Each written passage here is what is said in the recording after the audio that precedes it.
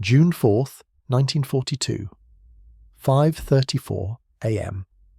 240 miles northwest of Midway atoll, Lieutenant Commander Clarence Wade McCluskey Jr. stared at the fuel gauge of his Douglas SBD Dauntless dive bomber and did the math that would haunt him for the rest of his life. He had maybe 20 minutes of search time left before he'd have to turn back to the USS Enterprise, assuming the carrier was still afloat. His radio man, Walter Chokalusek, sat silently in the rear seat, knowing without being told that they were flying on borrowed time over an empty ocean, searching for the most powerful naval strike force ever assembled. 4 Japanese aircraft carriers, the cream of the Imperial Navy, were out here somewhere. Finding them meant the difference between American victory and catastrophic defeat. Missing them meant losing the war in the Pacific. What McCluskey didn't know, what nobody in the American task force could have known, was that he was 15 minutes away from the most important decision in naval aviation history. A choice made on instinct and desperation that would send 4 Japanese carriers to the bottom of the Pacific and shift the balance of World War II irrevocably toward Allied victory. The Battle of Midway has been called the turning point of the Pacific War, but that phrase doesn't capture the sheer improbability of what happened over 6 minutes on the morning of June 4th, 1942. This wasn't a turning point. It was a miracle wrapped in mathematics, desperation, and the kind of dumb luck that changes history. 6 months earlier, the Imperial Japanese Navy had been untouchable. The attack on Pearl Harbor on December 7, 1941, had been a masterpiece of planning and execution. In 2 hours, Japanese carrier aircraft had sunk or damaged 8 American battleships, destroyed 188 aircraft, and killed 2,103 Americans. The architects of that attack, Admiral Isoroku Yamamoto and his air operations officer Commander Minoru Genda, had delivered exactly what they promised, a devastating blow that would give Japan free rein in the Pacific for at least 6 months. But Yamamoto knew something his civilian leadership refused to accept. The Pearl Harbor attack, successful as it was, had failed in its primary objective. The American aircraft carriers, the USS Enterprise, USS Lexington, and USS Saratoga had been at sea during the attack. These 3 carriers represented the only offensive capability left in the Pacific Fleet. As long as they existed, Japan's conquest of the Pacific would never be secure. What followed Pearl Harbor was a Japanese rampage that shocked the world. Hong Kong fell on Christmas Day 1941. Manila fell on January 2nd, 1942. Singapore, the supposedly impregnable British fortress, surrendered on February 15th with 80,000 troops, the largest capitulation in British military history. The Dutch East Indies fell in March, giving Japan access to the oil fields that would fuel their war machine. Burma fell in May, cutting off the Burma Road and isolating China. In less than 6 months, Japan had conquered an empire spanning 4 million square miles and containing 150 million people. The speed and totality of the victories stunned even the Japanese high command. The carrier strike force that had attacked Pearl Harbor, the Kido Butai, seemed invincible. Led by Vice Admiral Chuichi Nagumo, the same man who had commanded at Pearl Harbor, the carrier force had ranged across the Pacific and Indian Oceans, destroying everything in its path. On April 5, 1942, the Kido Butai raided Colombo, Ceylon, sinking 2 British cruisers and destroying 27 aircraft. 4 days later, they struck Trincomalee, sinking the carrier HMS Hermes and 2 more cruisers. The British Eastern Fleet, once the pride of the Royal Navy, fled westward to Africa, ceding the entire Indian Ocean to Japanese control. The Japanese carrier pilots were the best in the world, and they knew it. Men like Lieutenant Commander Mitsuo Fuchida, who had led the Pearl Harbor attack, Lieutenant Joichi Tomonaga, and Lieutenant Commander Shigeharu Murata had trained for years before the war began. The Japanese Navy's pilot training program was brutally selective. Of the 500 applicants, only 100 would be accepted. Of those 100, only 25 would graduate. The survivors had logged over 800 hours of flight time before seeing combat, including extensive training in formation tactics, dive bombing, and torpedo attacks. These men could land on a carrier deck at night in rough seas, navigate by dead reckoning over featureless ocean, and deliver bombs and torpedoes with uncanny accuracy. They had done the impossible repeatedly, and they were about to discover that impossible works both ways. Admiral Yamamoto, despite his string of victories, was increasingly worried. A successful American carrier raid on Tokyo on April 18, 1942, led by Lieutenant Colonel James Doolittle, had shocked the Japanese High Command. The raid itself did minimal damage, 16 B-25 bombers dropping bombs on Tokyo and other cities before crash landing in China. But the psychological impact was enormous. The Emperor's palace, theoretically inviolable, had been threatened. Japanese civilians, told they were safe from attack, had watched American bombers fly overhead. The military leadership, humiliated by their failure to prevent the raid, demanded action. Yamamoto saw opportunity in the crisis. He would force the American carriers into a decisive battle by attacking Midway Atoll, a tiny coral island 1,300 miles northwest of Hawaii. Midway was just close enough to Hawaii that the Americans would have to defend it. The loss of Midway would put Japanese forces within striking distance of Pearl Harbor itself, an intolerable threat. The American carriers would have to respond, and when they did, Yamamoto would be waiting with overwhelming force. The plan he developed was complex, perhaps too complex. The Japanese would attack the Aleutian Islands simultaneously, drawing American forces north. Then, the main force would strike Midway with 4 fleet carriers, the Akagi, Kaga, Hiryu, and Soryu, escorted by 2 battleships, 3 cruisers, and 11 destroyers. These 4 carriers could launch over 250 aircraft, more than enough to overwhelm Midway's defences. Once Midway's air defences were destroyed, invasion forces would land and capture the atoll, and somewhere during this operation the American carriers would appear, rushing to save Midway. That's when Yamamoto's trap would close. He would be waiting with the super battleship Yamato, the largest warship ever built, supported by a screen of battleships and cruisers. The American carriers, outnumbered and outgunned, would be destroyed in a decisive surface action. The plan assumed several things. First, that the Americans didn't know it was coming. Second, that the American carriers would react predictably. Third, that Japanese forces would maintain surprise and strike coordination. Fourth, that nothing unexpected would go wrong. Every single assumption was about to prove catastrophically incorrect. The Americans knew the attack was coming because they had broken Japan's naval codes. Station Hypo, the code-breaking unit at Pearl Harbor led by Commander Joseph Rochefort, had been reading Japanese naval communication since early 1942. The code, designated JN-25, was fiendishly complex, using a codebook with 45,000 5-digit groups that were then further enciphered using random additives. Breaking it required mathematical genius, intuition, and thousands of hours of analysis. Rochefort, a cryptanalysis savant who worked 20-hour days in a basement office, had cracked enough of the code to understand that a major Japanese operation was planned for early June. The target was designated AF in Japanese communications. Rochefort was convinced AF meant Midway, but Washington was skeptical. They thought AF might mean Hawaii, or even the west coast of the United States.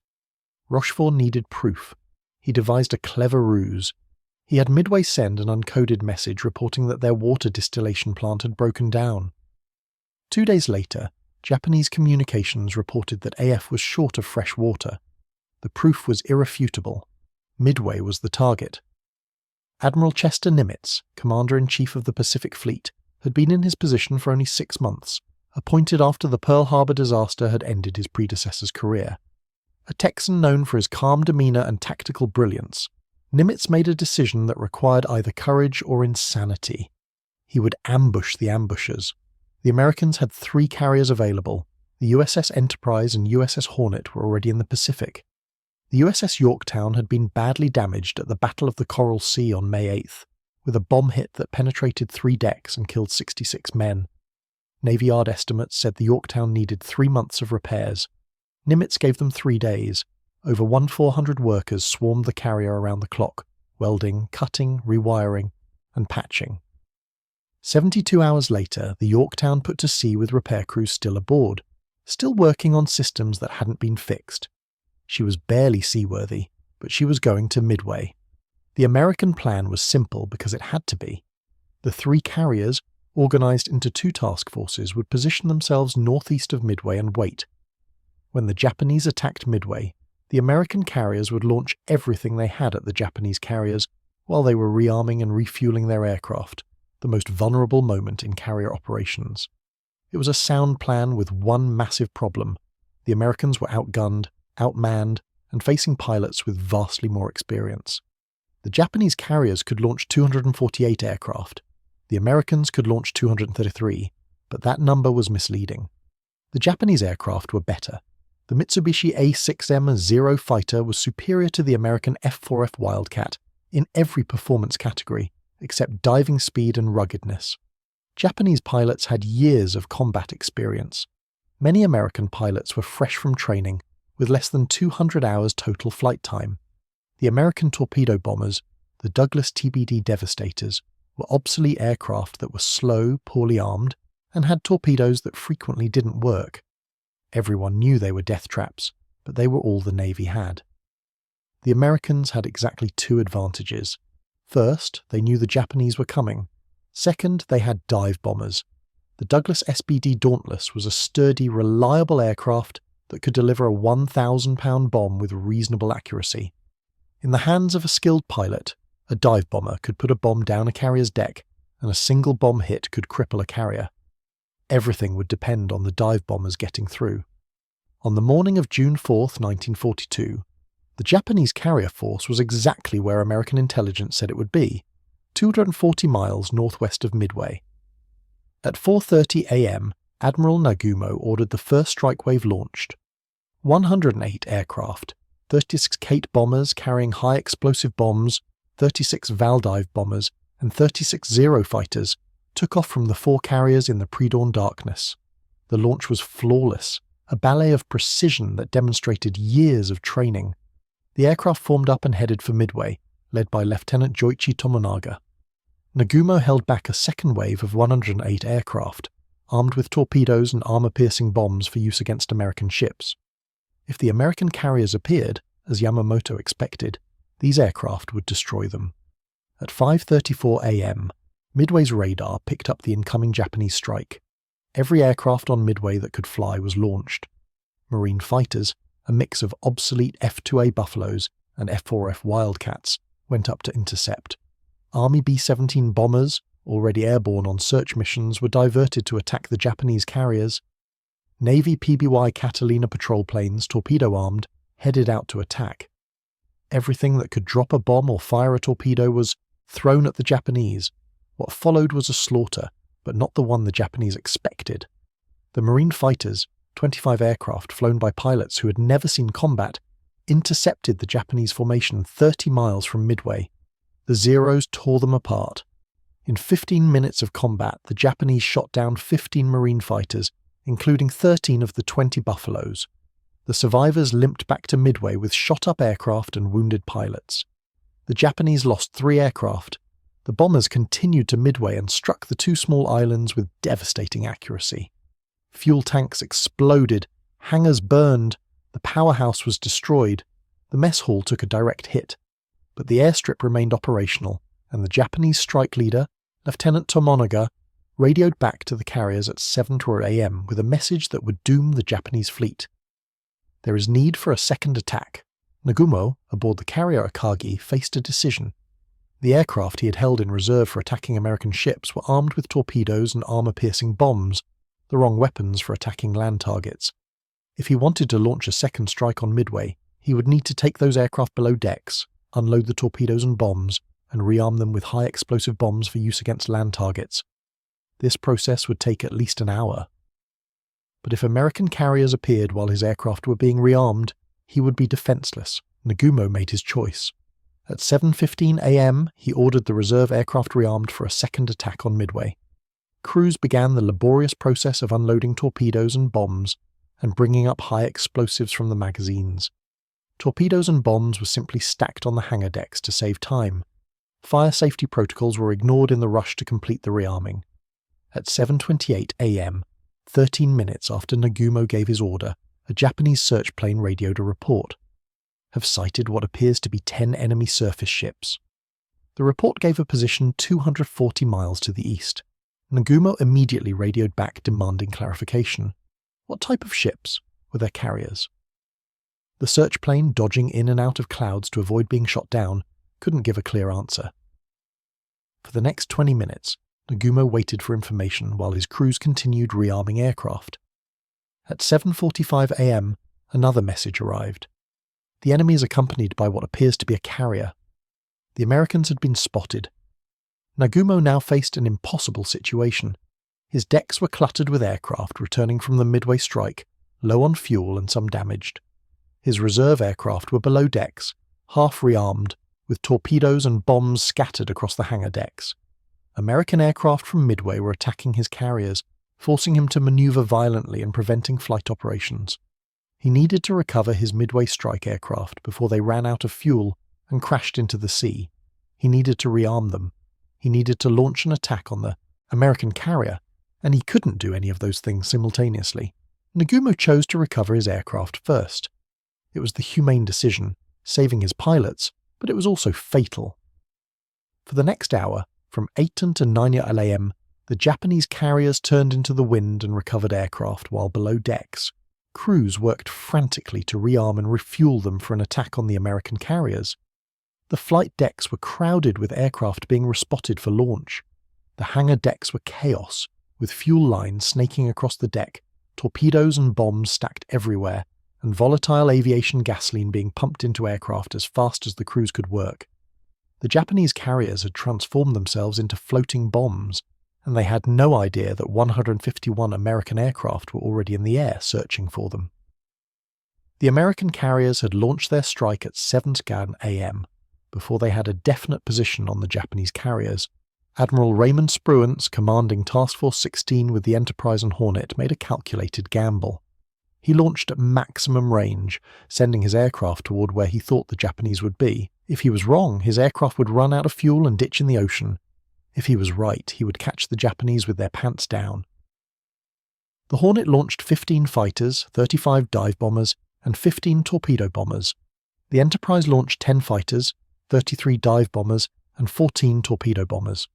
The Yorktown, slightly behind the other two carriers, launched 6 fighters, 17 dive bombers, and 12 torpedo bombers. The American doctrine called for these aircraft to fly together in a coordinated strike, with fighters protecting the vulnerable torpedo bombers while dive bombers attacked from above. But coordination required time, and time meant fuel consumption. The strike leaders made a fateful decision. They wouldn't wait for everyone to form up. They would attack as they arrived. This decision doomed the torpedo bomber squadrons and saved the battle. The first American unit to find the Japanese carriers was Torpedo Squadron 8 from the Hornet. 15 Douglas TBD Devastators, led by Lieutenant Commander John Waldron. Waldron, part Sioux Indian, had told his pilots before the mission, "If there is only one plane left to make a final run in, I want that man to go in and get a hit." He would get his wish. At 9:20 a.m., Waldron's squadron spotted the Japanese carriers and immediately began their attack run. The TBD Devastator had to fly straight and level at 115 RPM for the final minute of its attack run to drop its torpedo accurately. For that entire minute, the aircraft was a sitting duck. Waldron's squadron attacked without fighter escort. The dive bombers they were supposed to coordinate with were somewhere else in the sky. They were alone. The Japanese Combat Air Patrol 36 Zero fighters circling above the carriers fell on them like wolves. What followed was a massacre that survivors described as murder. The Zeros attacked from every angle, their 20mm cannon and 7.7mm machine guns ripping into the slow, lumbering torpedo bombers. One by one, the Devastators caught fire, broke apart, or crashed into the sea. In 6 minutes, all 15 aircraft were destroyed. Only one man survived, Ensign George Gay, who ditched his burning aircraft and spent the rest of the battle floating in the ocean, watching the carnage unfold from a front row seat. Torpedo Squadron 8 got no hits. All 29 aircrew were killed or missing except Gay. But their sacrifice wasn't meaningless, though they never knew it. At 9:40 a.m., 20 minutes after Torpedo 8's attack, Torpedo Squadron 6 from the Enterprise arrived. Commander Eugene Lindsay led 14 Devastators against the Japanese carriers. They attacked without fighter escort. The Zeros were waiting. In 4 minutes, 10 of the 14 Devastators were shot down. The survivors launched their torpedoes at extreme range and fled. No hits. At 10 a.m., Torpedo Squadron 3 from the Yorktown arrived. Lieutenant Commander Lance Massey led 12 Devastators, escorted by 6 Wildcat fighters. The fighters tried to protect the torpedo bombers, but they were outnumbered 6-1. The Zeros destroyed 10 of the 12 torpedo bombers in 5 minutes. Massey was killed. His aircraft exploded and crashed into the sea. No hits. In 40 minutes, the American torpedo bomber force had been annihilated. 41 of 41 devastators destroyed or damaged beyond repair. 58 aircrew dead or missing. 0 hits on Japanese carriers. Every Japanese officer watching from the carriers concluded the battle was won. The Americans had thrown everything they had at the Kido Butai and achieved nothing. Admiral Nagumo, watching the last American torpedo bomber crash into the sea, gave the order to launch his strike against the American carriers. The Japanese carriers turned into the wind to begin launching. The time was 10:20 a.m. At that exact moment, at exactly 10:20 a.m., 37 SBD Dauntless dive bombers from the Enterprise in Yorktown arrived overhead at 19,000 feet. The Japanese had no idea they were there. Every Zero fighter was at sea level, having just finished destroying the torpedo bombers. The Japanese carriers were in a perfect formation, 4 carriers in a box, 2,500 yards separating each ship. Their decks were crowded with aircraft, fully armed and fueled, engines running, ready to launch. Fuel lines were still connected. Ordnance crews were making final adjustments. This was the most vulnerable moment possible for a carrier, and nobody was looking up. Lieutenant Commander Wade McCluskey, leading the Enterprise dive bombers, had found the Japanese fleet through a combination of skill and impossible luck. He had flown to where the Japanese were supposed to be and found empty ocean. He should have turned back. His fuel was critically low. His wingmen were signaling that they needed to return to the carrier. Instead, McCluskey made a decision based on instinct. He noticed a Japanese destroyer below, travelling at high speed. Ships don't travel at high speed for no reason. He followed the destroyer's wake. At 10:05 a.m., he saw them. 4 carriers, perfectly positioned, completely vulnerable. He radioed his squadrons. Attack immediately. McCluskey's dive bombers rolled into their attack at the same moment that Lieutenant Commander Maxwell Leslie's dive bombers from the Yorktown, approaching from a different direction, also rolled into their attack.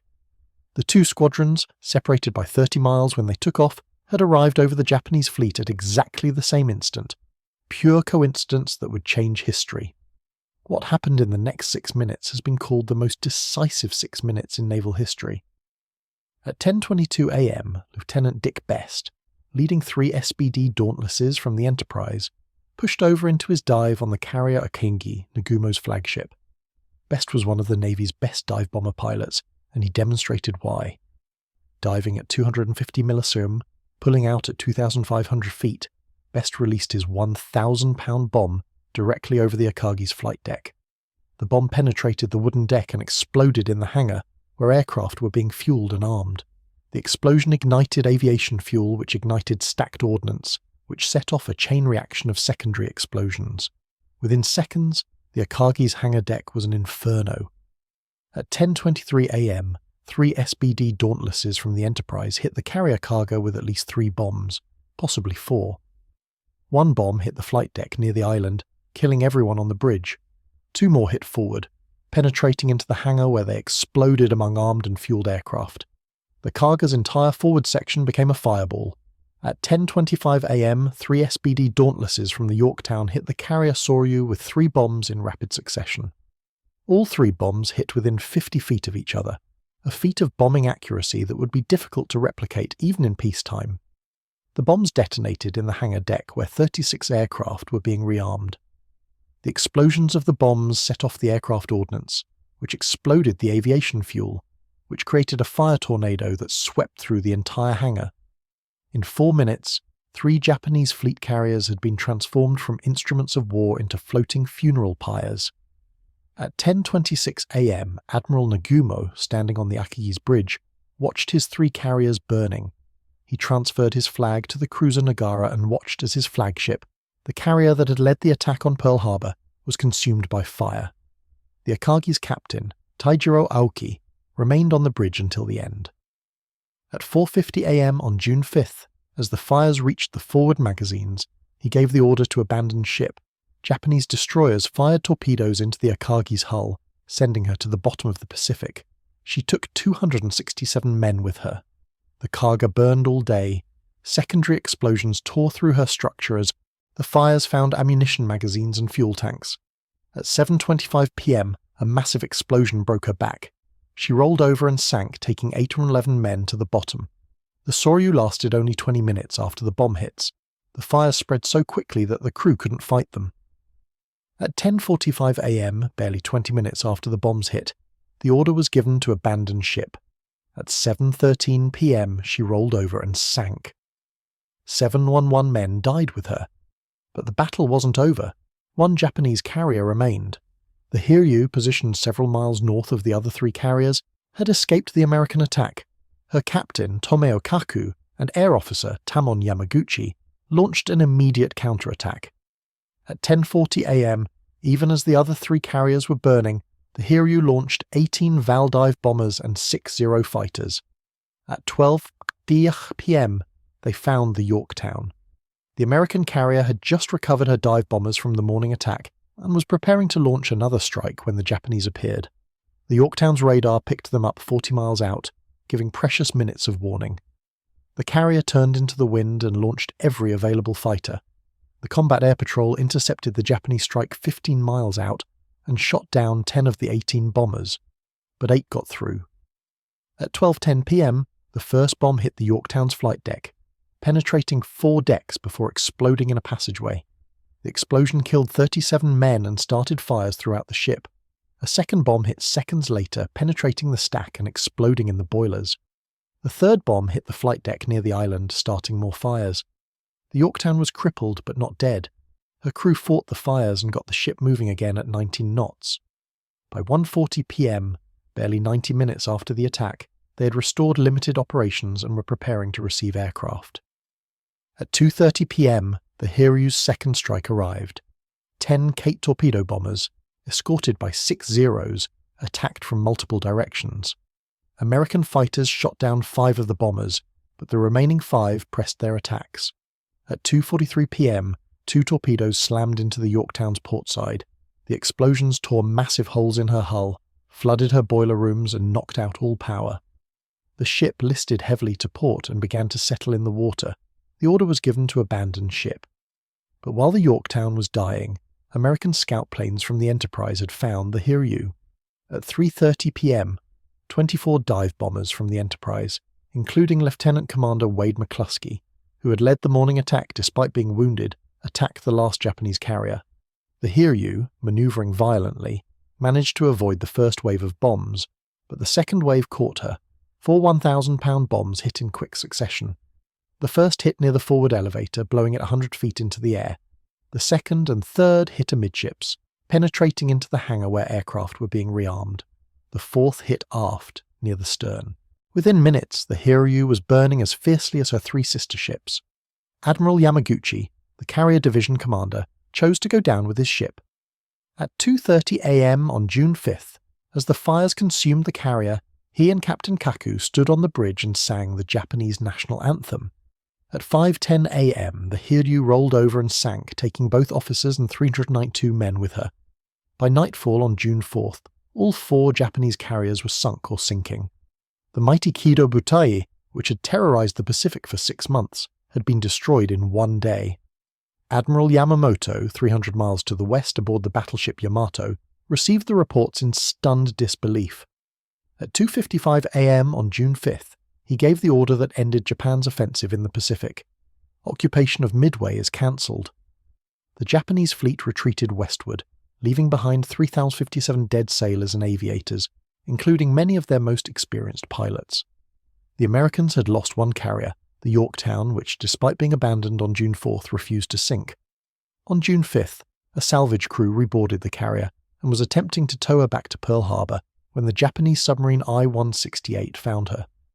At 1:30 p.m. on June 6th, the submarine fired 4 torpedoes. 2 hit the Yorktown and 1 hit the destroyer Hammond, which was tied alongside providing power. The Hammond broke in half and sank in 4 minutes, taking 80 men with her. The Yorktown finally rolled over and sank at 5:00 a.m. on June 7th. She took no crew with her, everyone had been evacuated. The Battle of Midway cost Japan 4 fleet carriers, 1 heavy cruiser, 248 aircraft, and 3,057 men, including 110 of the Imperial Navy's most experienced pilots. The United States lost 1 carrier, 1 destroyer, 145 aircraft, and 307 men. The strategic balance of the Pacific War had shifted irrevocably. Japan would never again mount a major offensive operation. The mathematics were brutal and simple. Japan had begun the war with 6 fleet carriers. She had lost 4 in one day. Her remaining 2 carriers, Shokaku and Zuikaku, were both damaged and under repair. Japanese industry could build new carriers, but training pilots to the pre-war standard required 3 years. The experienced pilots lost at Midway were irreplaceable. The United States had 7 fleet carriers under construction, would complete 14 fleet carriers and 9 light carriers by the end of 1943, and had pilot training programs that would graduate 30,000 pilots in 1943 alone. Every month that passed, the American advantage would grow. Admiral Yamamoto knew it. In a private letter to a friend written in July 1942, he admitted, "The Americans had been our superiors in resources from the beginning, but now the disparity will become hopeless. We won many battles, but Midway was the battle that mattered. We lost it, and with it, we lost the war." The veterans of Midway understood they had witnessed something extraordinary. Lieutenant Dick Best, who had bombed the Akagi and later the Hiryu, becoming the only pilot to land bombs on 2 Japanese carriers in one day, later said, "We shouldn't have won. By every measure of combat power, experience, and tactical position, we should have lost. But we were in the right place at the right time, and the Japanese were in the wrong place at the wrong time. 6 minutes decided everything." Ensign George Gay, the sole survivor of Torpedo Squadron 8, who had floated in the ocean and watched the entire battle, said decades later, "I saw my squadron die. All my friends gone in 6 minutes, but I also saw those dive bombers come down like angels of death. I saw the Japanese carriers start to burn, and I knew, even floating in that ocean thinking I was going to die, I knew we'd won.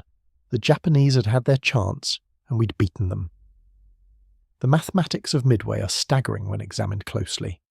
The American dive bombers had approximately 6 minutes to attack before the Japanese could launch their strike. If the Americans had arrived 6 minutes later, they would have faced a combat air patrol of 36 Zeros at altitude, alert and positioned to defend. The dive bombers would have been slaughtered like the torpedo bombers.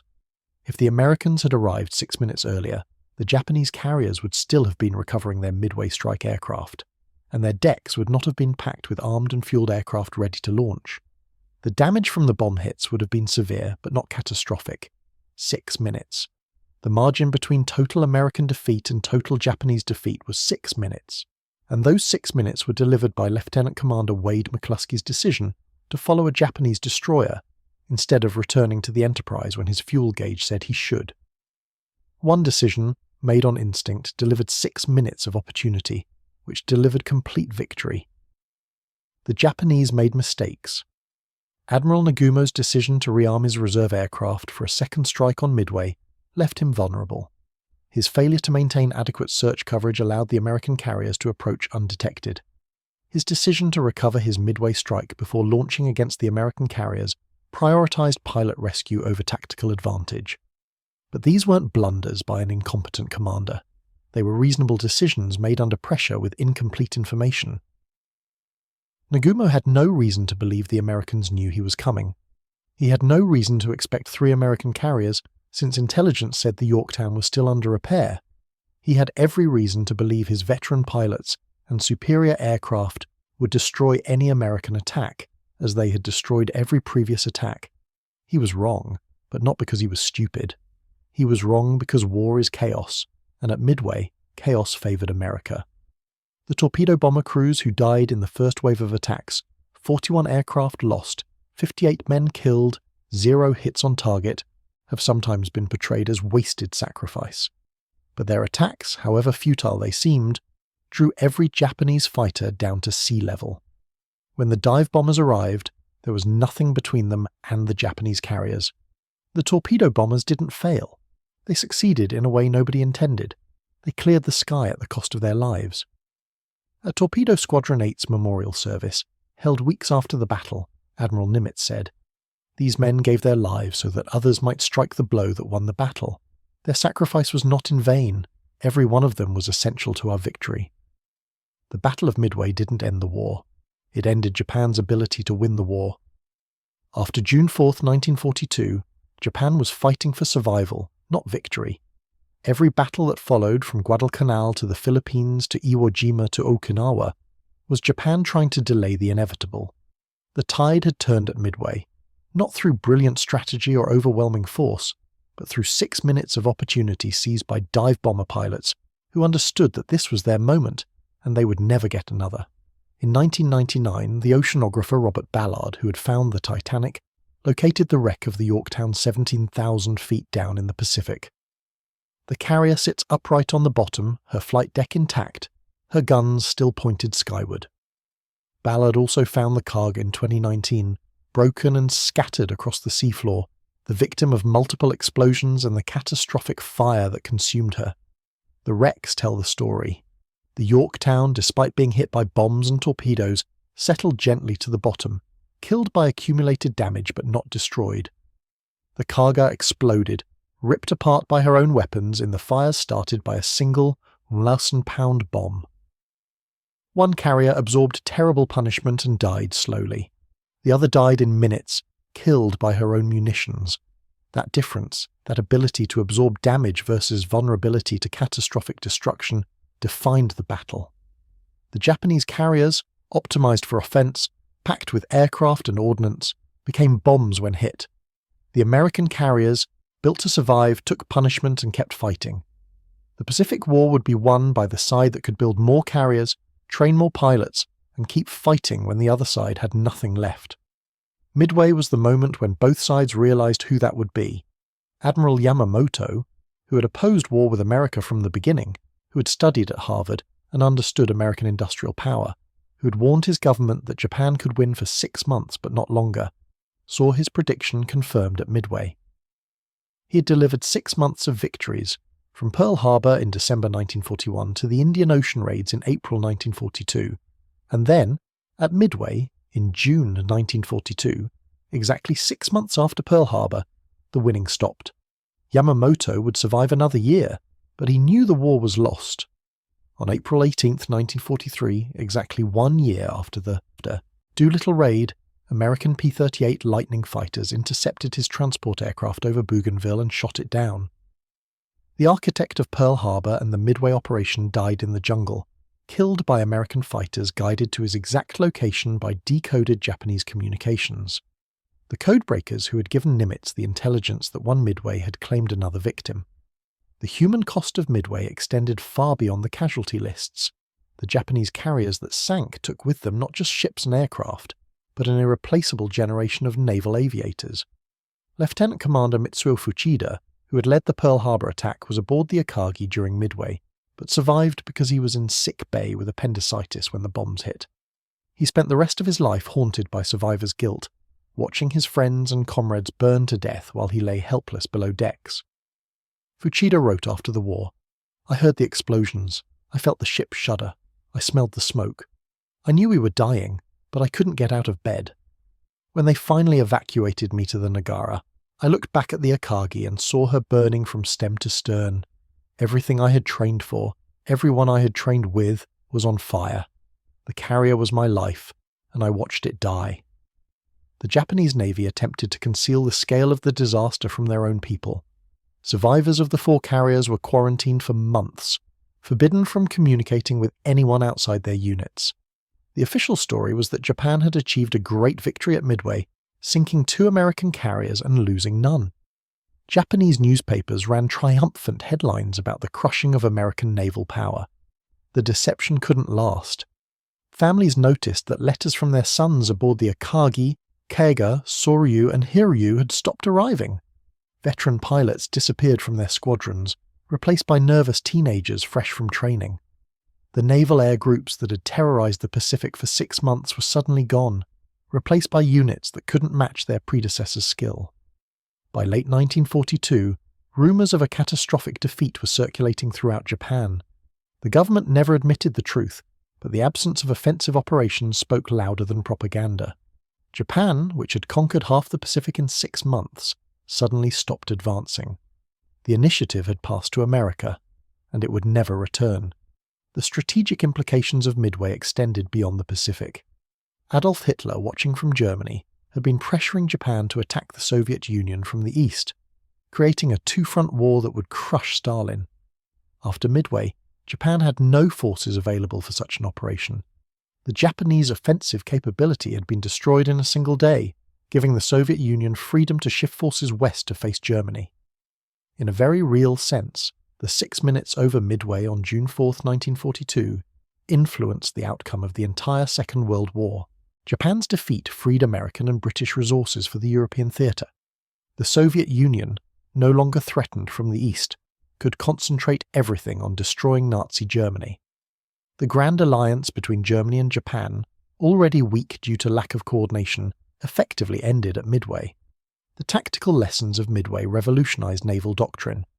The age of the battleship ended at Midway, though some admirals refused to accept it. Yamamoto had brought the largest battleship ever built, the Yamato, with her 18-inch guns and 26-inch armour, to Midway. She never fired a shot.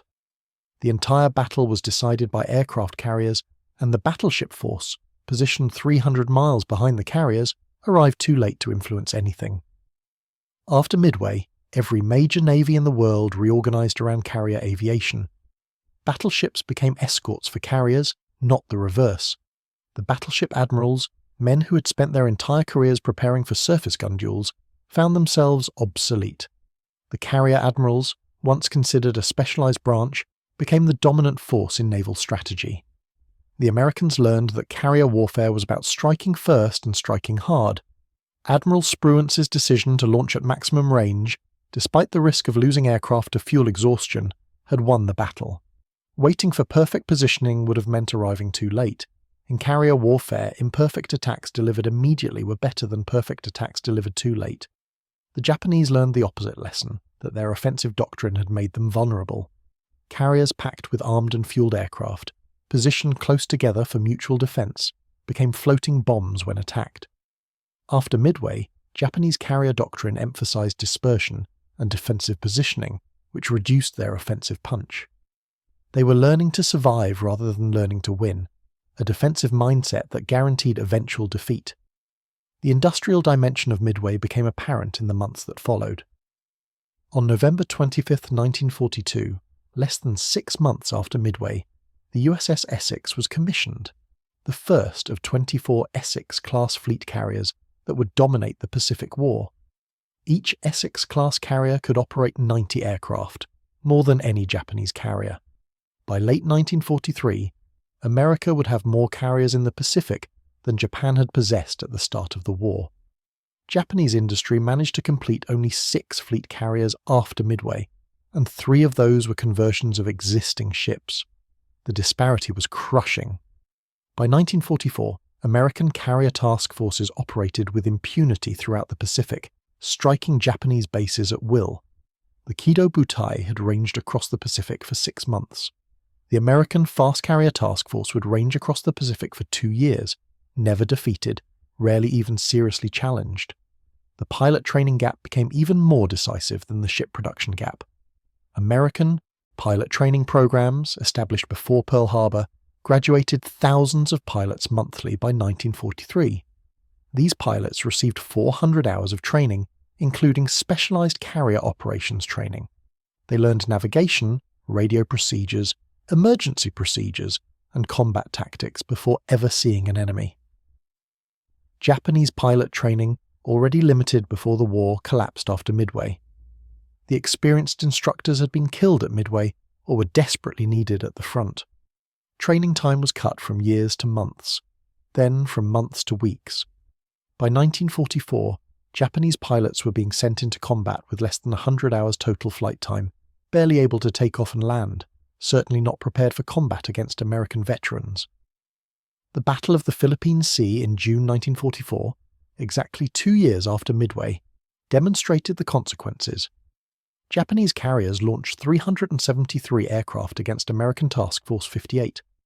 American fighters, directed by radar and flown by superbly trained pilots, shot down 315 of them. American pilots called it the Great Marianas Turkey Shoot. The Japanese called it the end of their naval air power.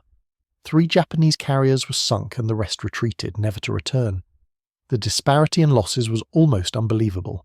The Americans lost 29 aircraft in combat and 80 more to operational accidents when they ran out of fuel trying to return to the carriers in darkness. Nearly every American pilot who ditched at sea was rescued by submarines and destroyers positioned for that purpose. The Japanese lost 315 aircraft and 292 pilots in combat, plus another 50 aircraft destroyed on Guam and Rota.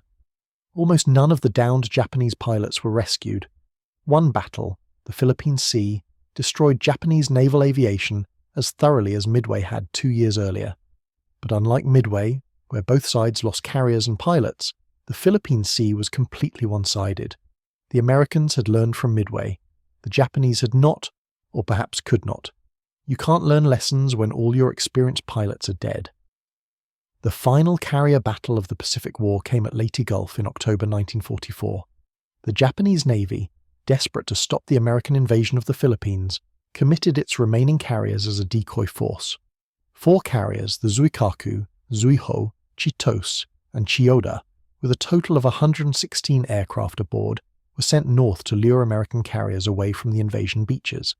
The plan was for Japanese battleships to slip through and destroy the invasion fleet while the American carriers were chasing the decoy.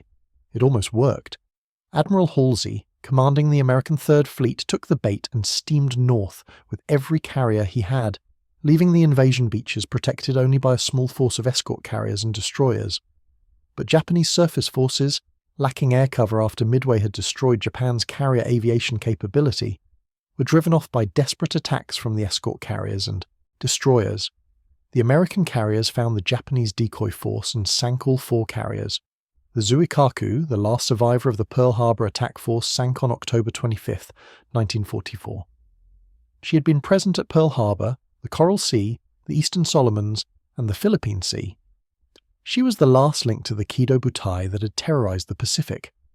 When she rolled over and sank, taking 843 men with her, the chapter that began at Pearl Harbor ended.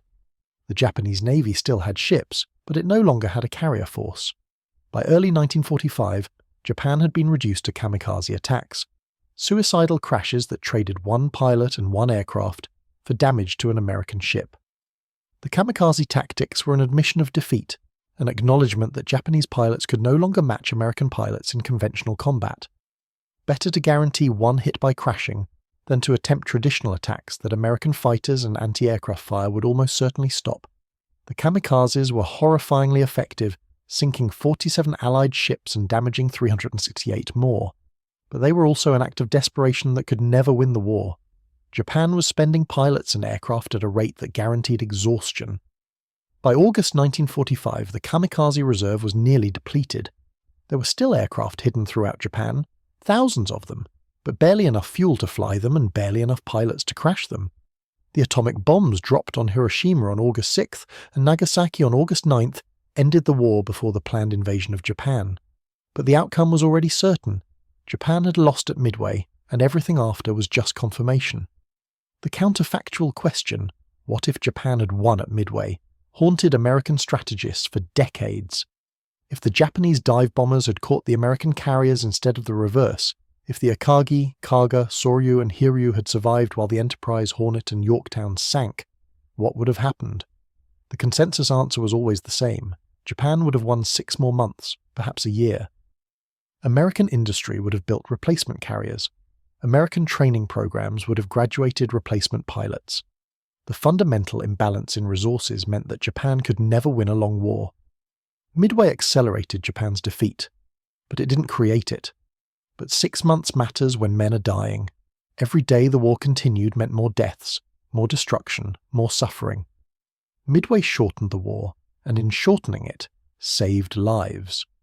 Japanese lives as well as American lives, though the Japanese leadership seemed determined to fight to the last man regardless of circumstances. Emperor Hirohito, in his surrender broadcast on August 15, 1945, said that Japan must endure the unendurable and suffer what is insufferable. He was describing surrender, but he could have been describing the 3 years after Midway, when Japan fought on, despite knowing the war was lost, sacrificing millions of lives in 'cause that had become hopeless. Admiral Nimitz, in his Midway victory dispatch, said simply, "Pearl Harbor has been avenged." It was true, but incomplete. Midway was more than revenge. It was the moment when America seized the initiative in the Pacific and never let go. It was the moment when Japanese expansion ended and American advance began. It was the turning point, the hinge of fate, the battle that mattered. The men who fought at Midway, on both sides, understood they had participated in something extraordinary. Japanese survivors spoke of Midway with a mixture of horror and awe, describing the sudden reversal of fortune that destroyed their invincible fleet in minutes. American survivors spoke of it with wonder, barely able to believe they had survived, let alone won. Lieutenant Commander John Waldron, commander of Torpedo Squadron 8, wrote a final letter to his wife before the battle. He seemed to know he wouldn't return. The letter said, "If I don't come back, know that I went down doing my duty as I saw it. We're going up against the best the Japanese have. I don't think we'll all make it. But if we can slow them down, if we can give the dive bombers a chance, then whatever happens to us will be worth it." Waldron didn't make it. None of his squadron made it except George Gay. But the dive bombers got their chance, and they took it, and Waldron's sacrifice, along with the sacrifices of Torpedo Squadron 6 and Torpedo Squadron 3, made victory possible. The memorial at Midway Atoll, established after the war, lists the names of the 307 Americans who died in the battle. The names of the 357 Japanese who died are not listed, not from disrespect, but because many were never identified. The 4 carriers sank so quickly that many men were trapped below decks, and their bodies went down with the ships. In 1991, a joint American-Japanese ceremony was held at Midway. Veterans from both sides, now elderly men, met and shook hands. They shared stories, compared experiences, and honoured the dead from both nations. Former enemies became friends, united by the shared experience of having survived hell. One Japanese veteran, a flight deck crewman from the Kaga, described the moment the bombs hit. "We were preparing to launch. The aircraft were armed and fueled. We were going to destroy the American carriers, and then the world exploded. I was thrown across the deck. Fire was everywhere. Men were screaming. The ship shook and shuddered. I made it over the side and into the water. I looked back and saw the Kaga burning like a torch. We had thought we were invincible. We learned otherwise." An American veteran, a dive bomber pilot from the Enterprise, described his attack run. "I rolled into my dive and saw the carrier below me so clear I could see men on the deck. I released at 2,500 feet and pulled out. I looked back and saw my bomb hit right on the flight deck. There was an explosion, then secondary explosions, then the whole ship seemed to erupt. I felt no joy, only relief that I had survived. Later, much later, I felt sadness for the men on that ship. They were just doing their job, like we were. They died because they were in the wrong place when my bomb arrived." The Battle of Midway contained all the elements that make history compelling: impossible odds, split-second decisions, incredible bravery, tragic sacrifice, dramatic reversal, complete victory snatched from certain defeat. If a novelist had invented the story, critics would say it was too improbable, too convenient, too perfect. But it happened. On June 4, 1942, at a tiny coral atoll in the middle of the Pacific Ocean, the course of history changed. 4 Japanese carriers went to the bottom. Japanese expansion ended. American advance began. The tide turned. The men who made it happen, the dive bomber pilots who arrived at exactly the right moment, the torpedo bomber pilots who died clearing the way, the codebreakers who provided the intelligence, the commanders who made the right decisions, the sailors and airmen who fought and died and won. They changed the world. They were ordinary men, farm boys and city kids, college students and factory workers who found themselves in extraordinary circumstances. They rose to the moment because they had to, because there was no one else, because losing meant disaster and winning meant survival. Lieutenant Dick Best, who bombed 2 carriers in one day, later said, "We were just doing our jobs. We were trained to dive bomb, so we dive bombed. We were trained to hit the target, so we hit the target. We were scared to death the whole time, but we did it anyway because that's what we were there for. I don't think of myself as a hero. I think of myself as a guy who was in the right place at the right time and did what I was supposed to do." That humility, that refusal to claim special status, characterized the Midway veterans. They had participated in one of the most decisive battles in history, and they saw it as just another day at work, another mission flown, another duty performed. But history remembers what they accomplished. The Battle of Midway was Japan's worst nightmare because it revealed the fundamental flaw in Japanese strategy. Japan had bet everything on a quick war, a series of devastating blows that would force America to negotiate peace. They assumed American resolve would crack under pressure, that a democracy couldn't sustain a long war in a distant ocean. They were wrong about everything. American resolve hardened after Pearl Harbor. American industry, once mobilized, was unstoppable. American resources, properly applied, were overwhelming. And at Midway, in 6 minutes of diving hell, American airmen demonstrated that they could match Japanese skill and exceed Japanese determination. Japan's worst nightmare wasn't losing at Midway. It was discovering that the Americans they had dismissed as soft, materialistic, and unwarlike were none of those things. These Americans were tough, resourceful, brave, and absolutely determined to win. Once aroused, America was unstoppable, and Midway was the moment Japan learned that lesson. The battle that turned the tide was over in 6 minutes, but those 6 minutes echoed across 3 years of war and shaped the world that emerged from the conflict. The Pacific became an American lake. Japan became a defeated nation, occupied and transformed. The balance of global power shifted irrevocably, and it all came down to 37 dive bombers arriving at the right moment, flown by pilots who understood that this was their chance and they would never get another. They took it. They won. The tide turned. Midway was Japan's worst nightmare because it revealed the truth Japan's leadership had hidden from themselves. They couldn't win. They could never win. The mathematics of industrial production, pilot training, and resource allocation guaranteed American victory. The only question was how long Japan would fight and how many would die before accepting the inevitable. 3 years after Midway, standing on the deck of the USS Missouri in Tokyo Bay, watching Japanese officials sign the surrender documents, Admiral Nimitz thought back to that morning in June 1942 when the fate of the Pacific had hung in the balance. He thought about the decisions made, the risks taken, the men who died making victory possible. In his final report on the Pacific War, Nimitz wrote one sentence that captured everything. The Battle of Midway was essentially a victory of intelligence, courage, and timing. Intelligence gave them the target. Courage gave them the will to attack despite impossible odds. Timing delivered 6 minutes of opportunity that changed history. 70 years later, historians still study Midway, still analyze the decisions, still debate the what-ifs. But the veterans who were there, the men who lived it, needed no analysis. They knew what happened. They had flown into hell and come out the other side victorious. They had turned the tide. When the last Midway veteran died in 2019, taking with him the living memory of that June morning, the battle passed from experience into history. But the lesson remains.